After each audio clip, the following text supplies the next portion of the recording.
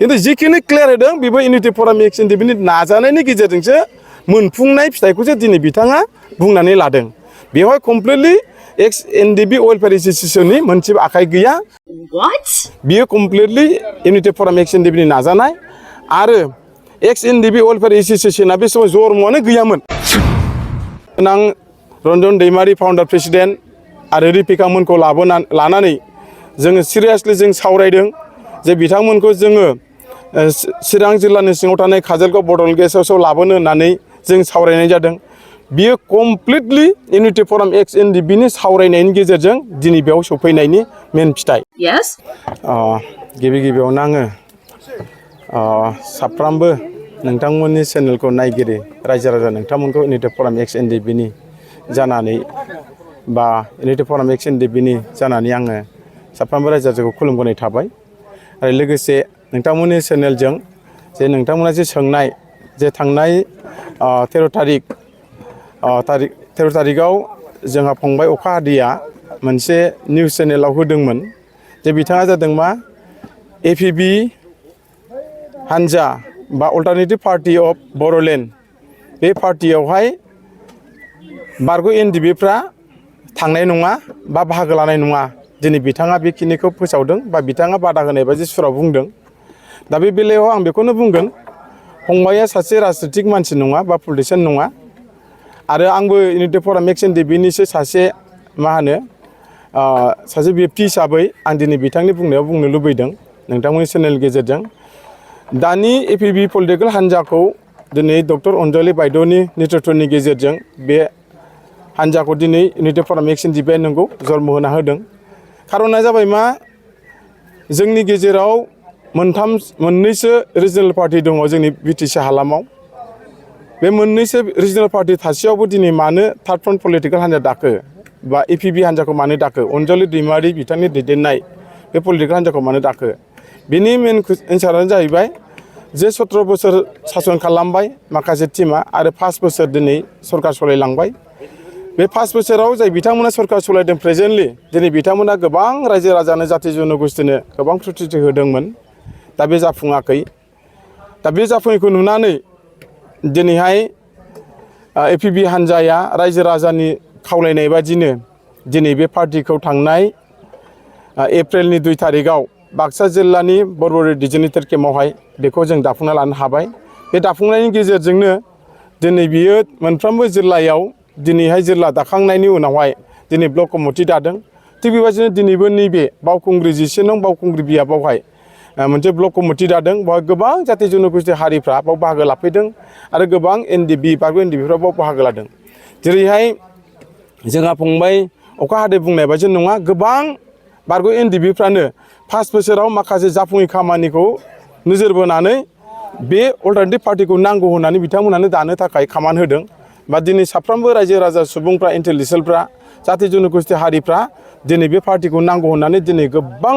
दिनैहाय जयेन जादों आरो गोबां मानसिफ्रानो दिनैनि बे 11 नं बावखुंग्रि बियाबावबो ब्लक कमिटि दानायावबो गोबां बाहागो लादों बाहाय राभाफोर दङ मुस्लिमफोर दङ बर'फोर दङ आदिबासिफोर दङ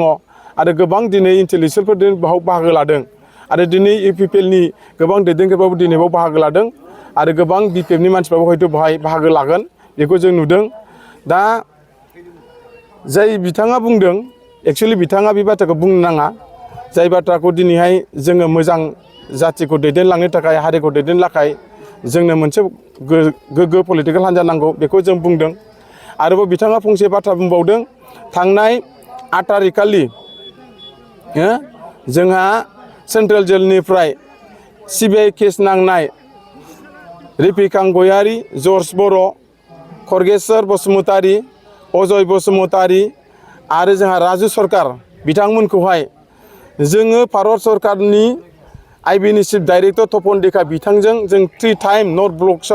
ब्लकआव जों सावरायहैनायनि गेजेरजों आरो आसामनि चिफ मिनिस्टारजों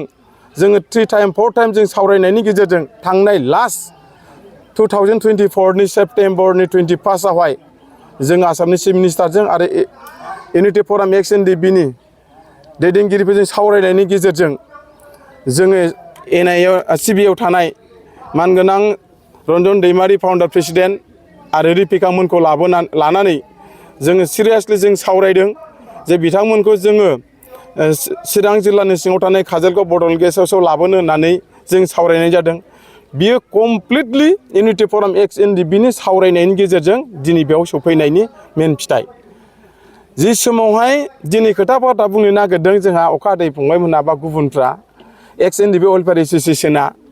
दिनै आं बेखौनो बुंगोन जि समावहाय एक्स एनडिपि बा इउनिटि फराम एक्स एनडिपिआ दिल्लीयाव जों सावरायबाय, आसामाव जों सावरायबाय, बिटिसिजों सावरायबाय, जोंनि जेसेबांनाखि सावरायनानै दिनै जिखिनि प्रुफ जानाय फिथाइ मोननाय बियो कमप्लिटलि इउनिटि फराम एक्स एनडिपिनि नाजानाय आरो एक्स एनडिपि वेलफेयार एस'सिएशना बे समाव जरमआनो गैयामोन। दिनै जिखिनि फंसे फंनै बाथ्रा बुंनो हादों जे माखासे नर्थ ब्लकआव सावरायनाय दिल्लीयाव आसामनि चिफ मिनिस्टारजों सावरायनाय बाथ्रा, दिनै बेवहाय जोंनिफ्राय ओंखारलांनाय मानगोनां दानसोरां नार्जारि बिथाङा इउनिटि फराम एक्स एनडिपिनि सानसे समनि जेनेरेल सेक्रेटारि हिसाबै दिल्लीनि सावरायनाय आसामनि सिएमजों सावरायनाय बेफोर गासैबो बाथ्राखौ मोनथिना थाखानायखायसो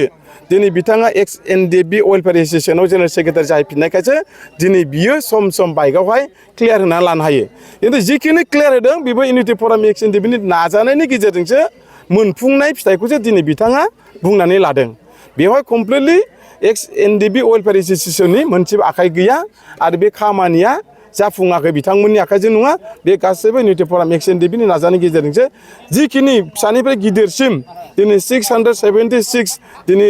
एक्सग्रेसिया दिनै बेफोरबो कमप्लिटलि इउनिटि फराम एक्स एनडिपिनि जाफुंनाय। आरो दिनैहाय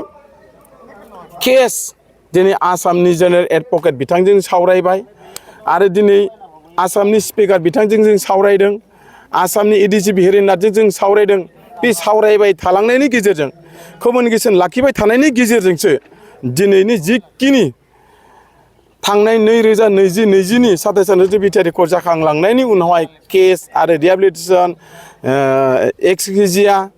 आउट अफ स्टेटआव थानाय केस दिनै जिखिनि केस बायदों बेफोर गासैबो इउनिटि फराम एक्स एनडिपिनि नाजानायनि गेजेरजोंसो बे गासैबो महर मोननाय। आं बेखौनो नोंथांमोननि चेनेलनि गेजेरजों